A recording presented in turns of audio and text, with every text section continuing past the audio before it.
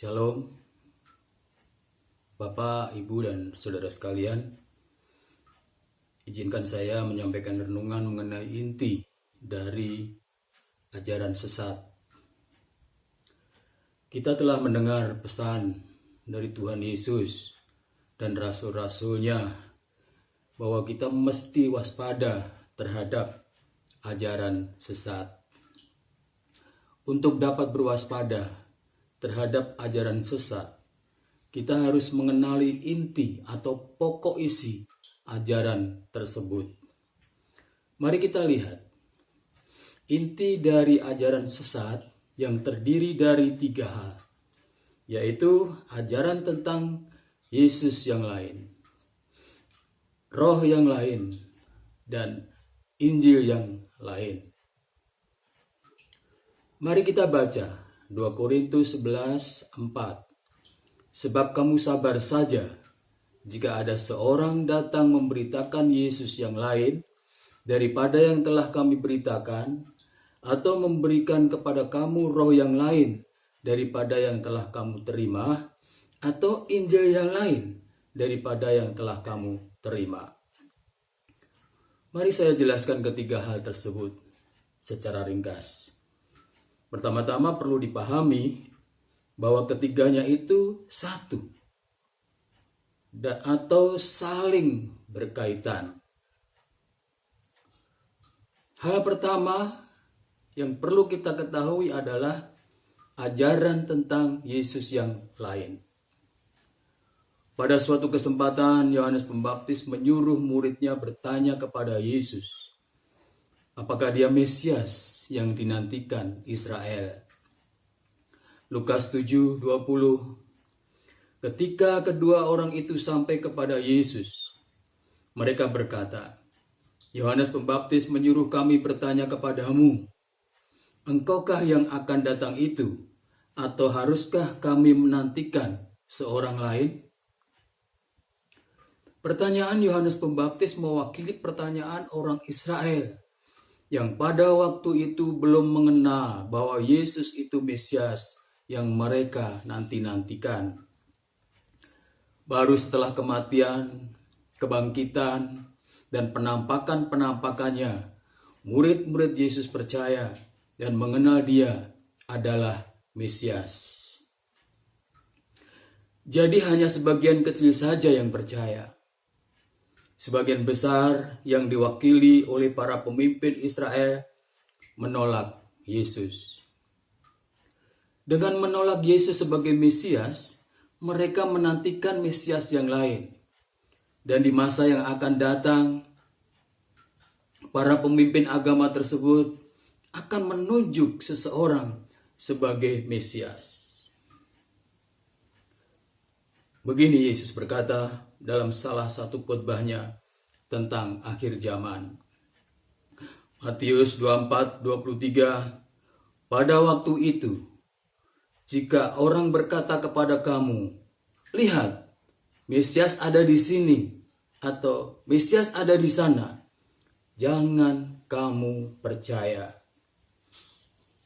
Mesias yang mereka tunjuk itu bukan Mesias Yesus Kristus yang telah datang sebagai manusia, yang mati disalib dan bangkit pada hari ketiga.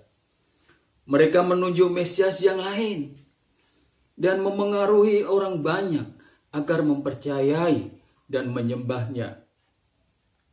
Seperti dikatakan oleh Rasul Yohanes dalam 2 Yohanes 1:7.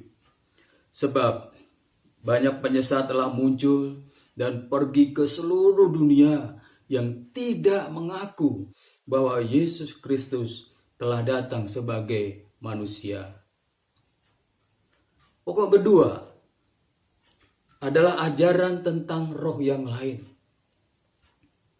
Roh Allah, Roh Kristus, atau Roh Kudus menuntun seseorang untuk mengaku bahwa Yesus adalah Tuhan. Roh yang lain membawa orang untuk mengutuk Yesus. Paulus berkata dalam 1 Korintus 12:3, karena itu aku mau meyakinkan kamu bahwa tidak ada seorang pun yang berkata-kata oleh Roh Allah dapat berkata, "Terkutuklah Yesus." Dan tidak seorang pun yang dapat mengaku Yesus adalah Tuhan selain oleh Roh Kudus.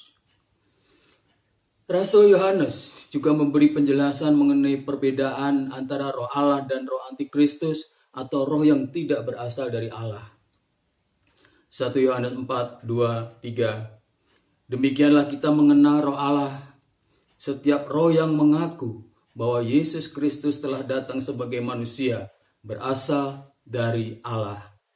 Dan setiap roh yang tidak mengaku Yesus tidak berasal dari Allah. Roh itu adalah roh antikristus, dan tentang dia telah kamu dengar bahwa ia akan datang, dan sekarang ini ia sudah ada di dalam dunia.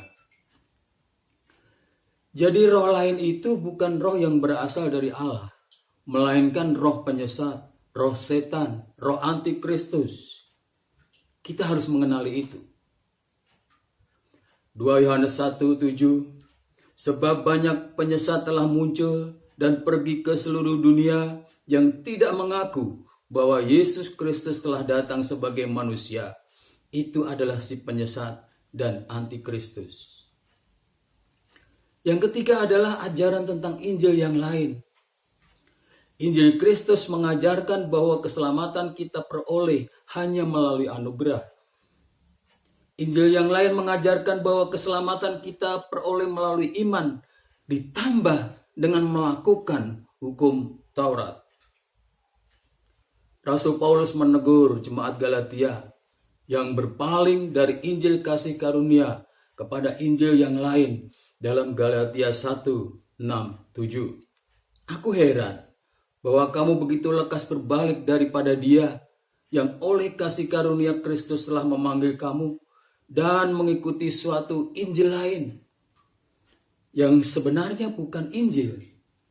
Hanya ada orang yang mengacaukan kamu dan yang bermaksud untuk memutarbalikkan Injil Kristus.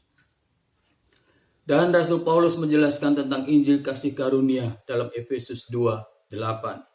Sebab karena kasih karunia kamu diselamatkan oleh iman, itu bukan hasil usahamu, tetapi pemberian Allah.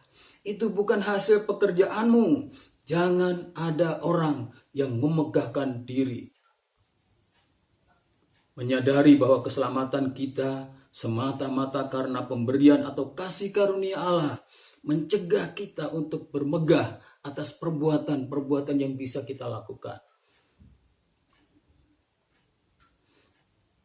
Ajaran mengenai Yesus, Roh dan Injil itu merupakan satu kesatuan, tak terpisahkan. Jika kita mengenal Yesus yang lain, maka kita memiliki roh yang lain dan memberitakan Injil yang lain.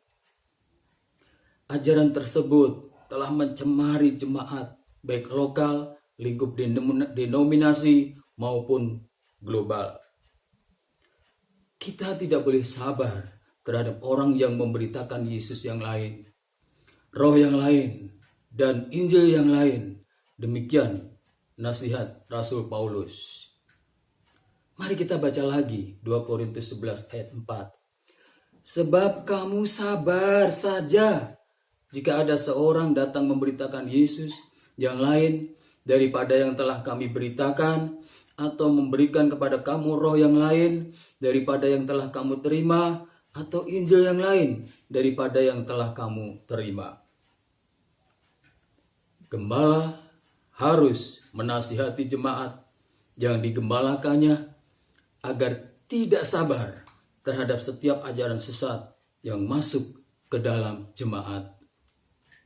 Bukan membiarkannya, kecuali kalau gembala tersebut memang tidak peka terhadap ajaran-ajaran sesat yang dibawa masuk oleh pengajar palsu ke dalam jemaat. Mari para gembala, pekalah terhadap ajaran sesat dan jagalah kawanan domba agar tidak terpapar ajaran tentang Yesus yang lain, roh yang lain, dan Injil yang lain. Tuhan memberkati.